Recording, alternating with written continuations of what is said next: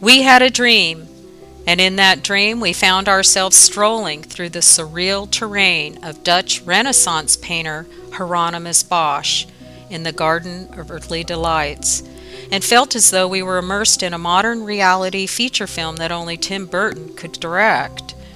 Our voyage through this intoxicating landscape plunged us without thought of consequence deep into a world of art imitating life, imitating art, to a place where we were incapable of separating fact from fantasy, for the reality is that there was no difference.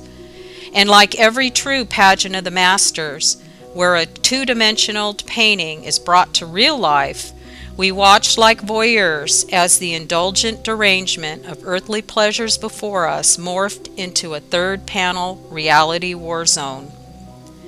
The reality wars being waged within our dream were inescapably dominated by the Balloon Boy posse and the DC No RSVP party crashers.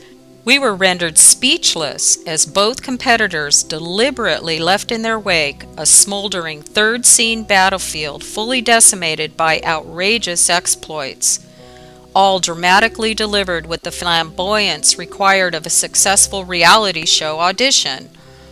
A couple sets of felonious fingerprints were left behind in the scorched earth as well, with perhaps a couple more to follow.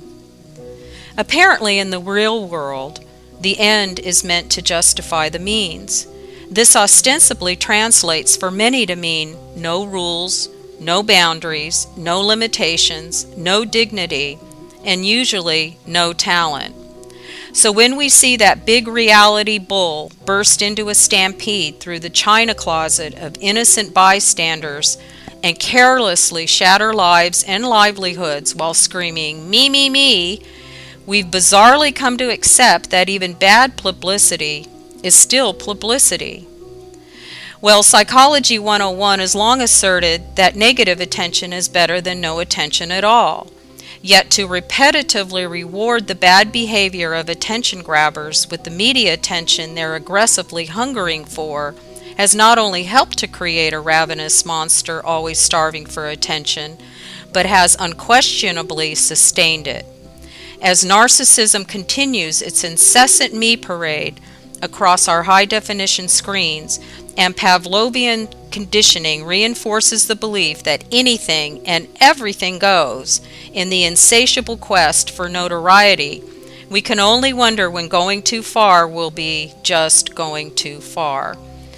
And then we woke up and realized that Bosch's vivid yet surprisingly realistic illustration of life's temptations and the human condition has lost no relevance with the passing of time and civilizations.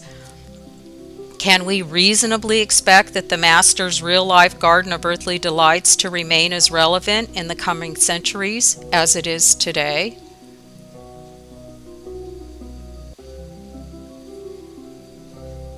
The Art of Reality was originally posted on November 29, 2009, 9 years ago.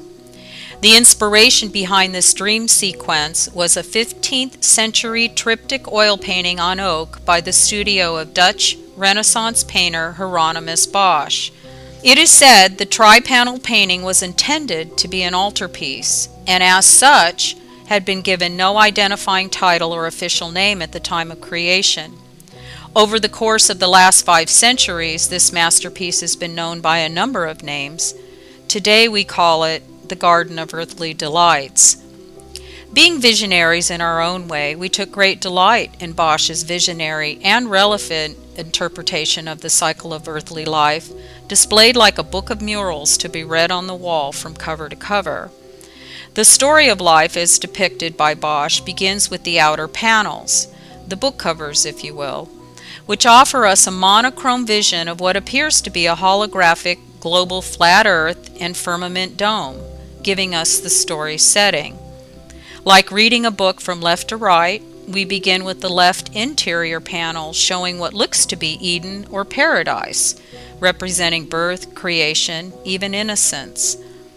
The large center panel illustrates in intimate and intricate detail what we might consider the passions and temptations of life within that paradise, representing bliss, indulgence, revelry, communion.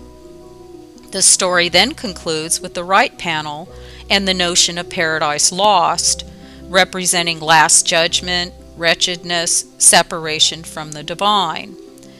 To us, this perceptive masterpiece reads like a modern-day reality show.